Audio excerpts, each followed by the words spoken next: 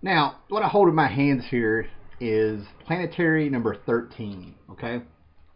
And depending on how invested you are into the Planetary verse that Warren Ellis and John Cassidy has built, this issue is either going to be considered very cool, very heartbreaking, or maybe it's not going to faze you one bit. Because it was with this issue I figured out what Warren Ellis was doing and where he got the idea from. I'm trying to find what the title of this book is, because this is a very well written book. This is called Century, okay?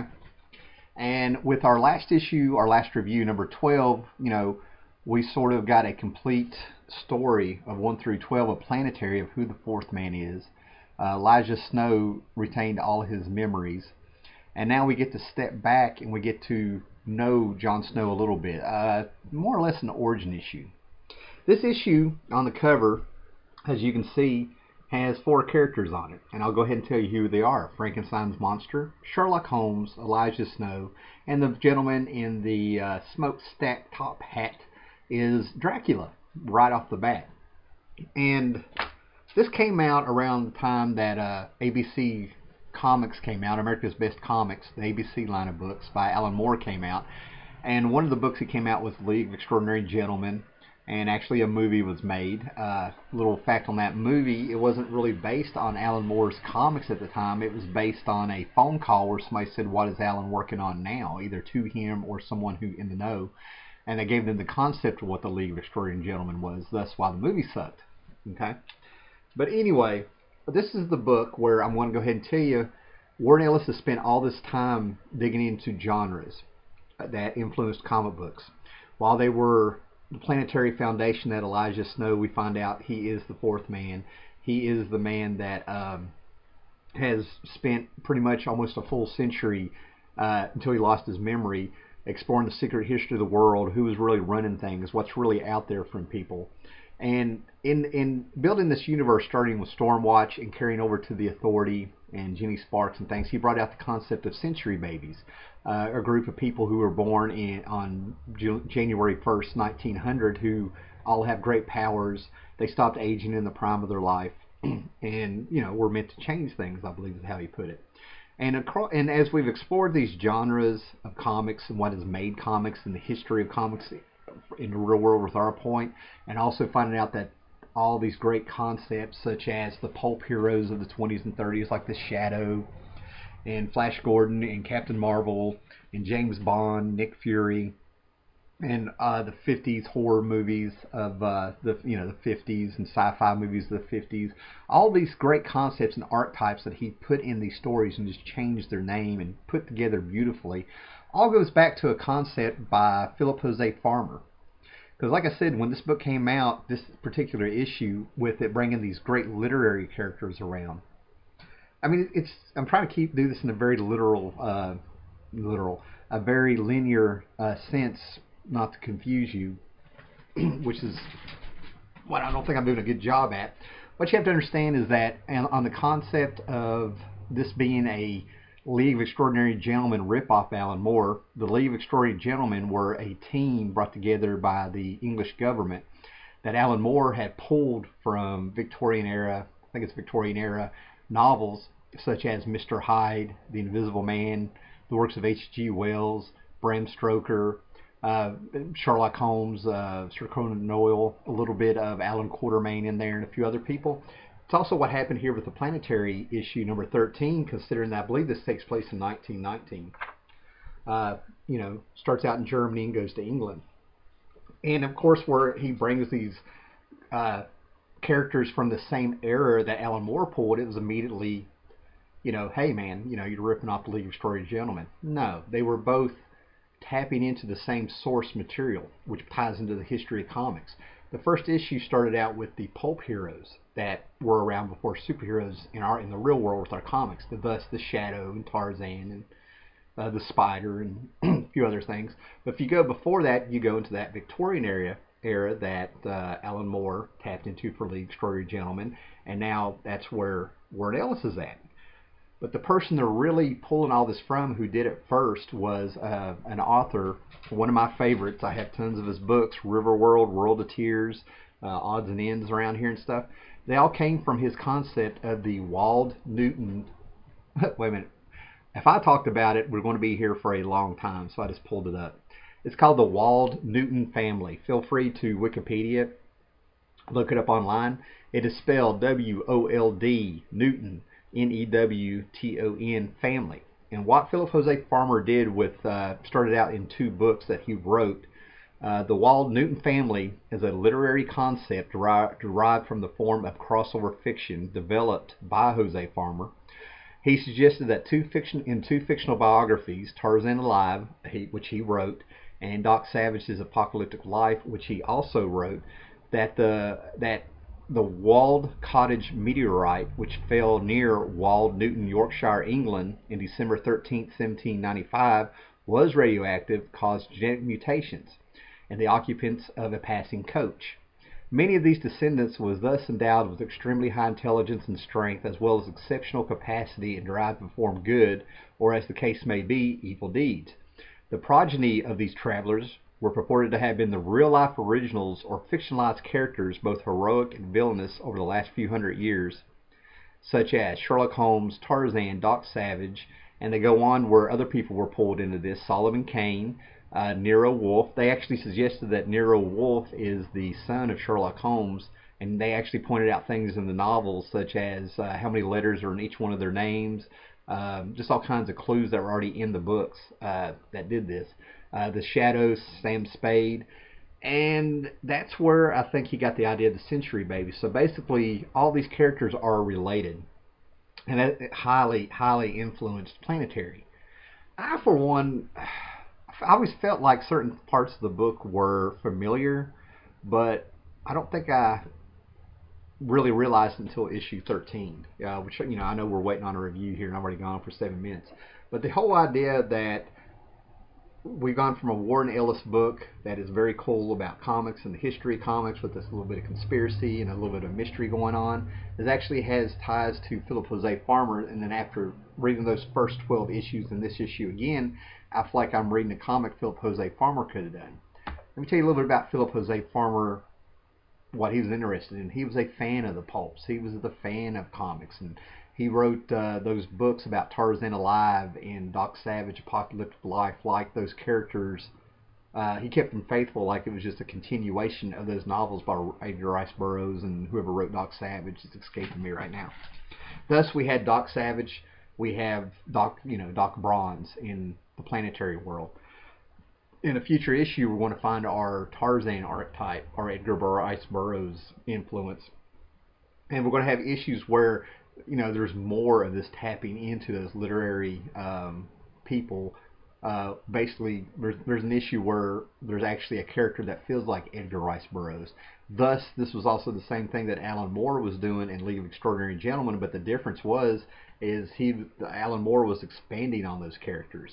All those stories really happened, and Alan Moore was writing these characters as faithful as possible in the situation they were in and tying them into his League of Extraordinary Gentlemen. He really just took those novels and based those characters on how they've already acted in their previous stories and going forward with those characters. He himself has said that he wouldn't mind if people did that instead of trying to rehash his Watchmen stuff and everything like that. They wanted to take those characters and move on with them. He feels like that's a respectful thing to do as a writer, because you're not touching what someone else has done. You're building on it, with their rules.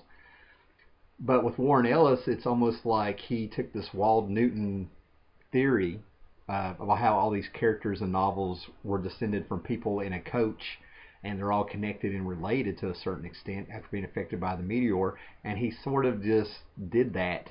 He took that whole concept and sort of, did it in Planetary. I'm not saying it's a hack job or a rip-off, but it explains these Century Babies all being born around the same time. It explains how there's a secret world and how all these characters are in it and all these archetypes and stuff. That it's almost kind of the same thing. He's connected everything that made comic books basically comics with all these characters into this fantastic world. Great stuff, but kind of, for me it kind of made it fizzle just a little bit. But now with issue 12, we go forward in with this break in issue 13 and then break in issue 14 where we see how and why all this happened, and now we move forward with these characters. And there's still some stuff coming up. There's still some stuff coming up about the history, secret history of comics and their world at the same time. So basically, I have 2 or 3 issues of this. This is one of those books that I always pick up when I find it. It breaks my heart to see it in a quarter bin, a 50-cent bin, even a dollar bin, because this is such a fantastic, really great story that is it's just fascinating when you read it. You know, you turn the page and you really don't know what's going to happen next, you know. But we start out in 1919 Germany, and we have a very young Elijah Snow walking in the storm towards this very Universal Monsters type of black and white movie castle, even with the lightning behind it and stuff, right? And he's going up there and he's writing his novel. We see what his journal, which will become a Planetary guide, we see him tracking what he does and what he's hunting for. And he's heard about these experiments in this cage. And we're in Frankenstein's lair. And and they even color it to where it starts looking like a black and white movie, all dark, dingy, and grays. With Elijah Snow wearing white, he fits right in there. And he sees these eggs, and of course we have our mandatory monsters coming in after him. And he's fighting the monsters, and he's finding clues. Really want you to read this one. I know I'm doing a review and you're here to see it, man, but these lizard-like Frankensteins, just some great action, like out of a 30s Errol Flynn movie. You know, he's swinging on chains, and the monsters are coming after him, and Elijah Snow is 19 and is already compelled to find out this secret history. I think he has a theory that there's a certain number of people, some almost like an Illuminati, that's already running the world, and he doesn't think that's right. And as you read his dialogue, if you followed Elijah Snow up to this point, reading the Planetary books, he talks very different. You come to find out he's a Southern boy. And of course we have our fantastic, after he fights the lizard men, or lizard Frankenstein men, he pulls a secret lever, and all of a sudden we see, what is that? I'll let you read the book and find out on your own. But he's onto the conspiracy and busted it up. He ends up in 1920 England. Now he's 20 years old. It's a year later, and he's gone to Baker Street. And if we know what Baker Street is, we see how determined he is, and we find out that Sherlock Holmes is still alive. And Sherlock Holmes is pretty much part of this conspiracy that he's tracking down. At this point, if you know the novels, you know Sherlock Holmes had already faked his death and was brought back, but now he's also supposed to have died, but he's still alive. And the fact that he was on Baker Street just shows that Sherlock Holmes was hiding in plain sight is what he was doing. And he kind of gives the idea that he was more or less, I don't know, I got the impression he was kind of forced to be part of this conspiracy. And who shows up behind him but Dracula. You know, Dracula is there with Sherlock Holmes. Now, not to get all nitpicky on the story and stuff, but the reason I believe that is I don't see them knowing Elijah Snow was going to find Sherlock Holmes on this day. You know, I feel like they sent Dracula always kind of keep an eye on Sherlock Holmes. It's what I think. Yet we get back into the point of, couldn't Sherlock Holmes, you know, if he is under duress, couldn't Sherlock Holmes do something during the day while Dracula slept? And, you know, it can be taken apart pretty easy if you think too hard, but it's just too damn cool. And basically it has one of the more famous moments in Planetary that a lot of people talked about. When Dracula comes after Elijah Snow, he freezes him in place, and then he kicks his crotch out. And Sherlock Holmes, being Sherlock Holmes, is like, you know, that's not going to kill him. And they come up with what they're going to do. And basically Sherlock Holmes decides to train Elijah Snow to be a detective. If he's, you know, just the fact that he was found by Elijah Snow has impressed him, feels like there's the potential there. And plus it will carry on with his work on, you know, how Elijah Snow's been able to uncover all these secrets.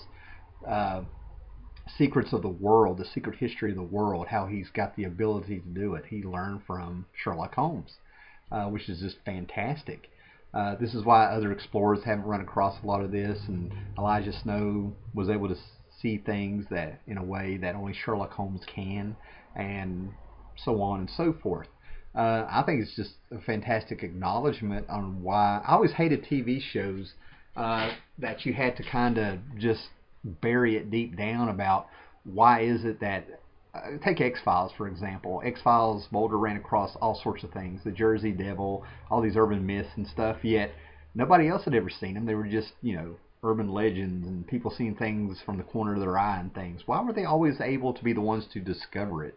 Well, it's because they were looking for it, and it was detective ability, things like that. It's just a good reason that sounds like it would work. Whether it works in real life or not, that's part of fiction, I think you get what I'm saying. I'm starting to talk in circles in here and stuff, right?